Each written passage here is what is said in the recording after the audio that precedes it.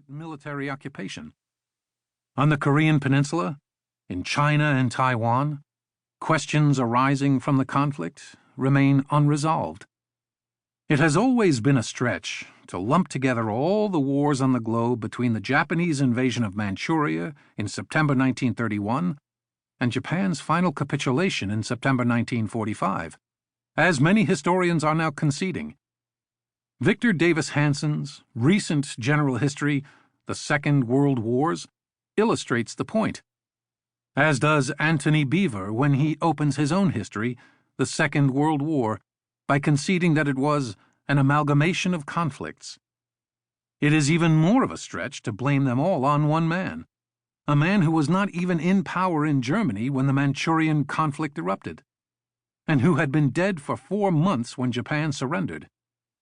Still, if we do wish to find a common thread linking the on and off global wars lasting from 1931 to 1945, it would make far more sense to choose someone who was alive and in power during the whole thing, whose armies fought in both Asia and Europe on a regular, if not uninterrupted basis, for the entire period, whose empire spanned the Eurasian continent that furnished the theater for most of the fighting and nearly all of the casualties, whose territory was coveted by the two main Axis aggressors, and who succeeded in defeating them both and massively enlarging his empire in the process, emerging, by any objective evaluation, as the victor inheriting the spoils of war, if at a price in Soviet lives, nearly 30 million, so high as to be unfathomable today.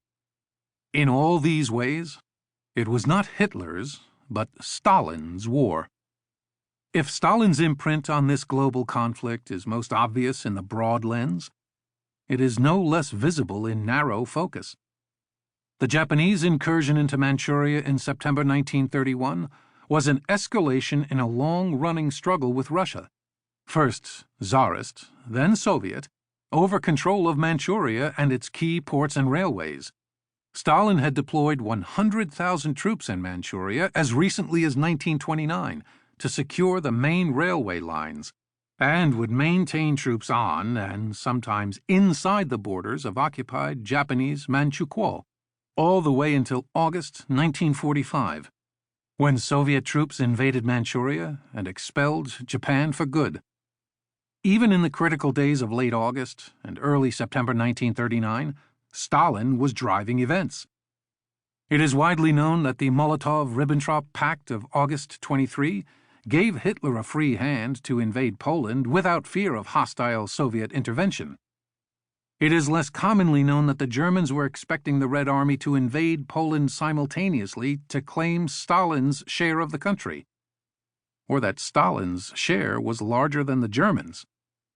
Instead, Stalin waited until Poland's armies had been destroyed before authorizing the Red Army to move in, even then denying that the USSR was at war with Poland to escape the odium of being Hitler's co-belligerent.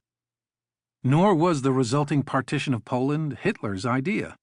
It was Stalin's, floated as a trial balloon in 1938 to lure Germany to the negotiating table.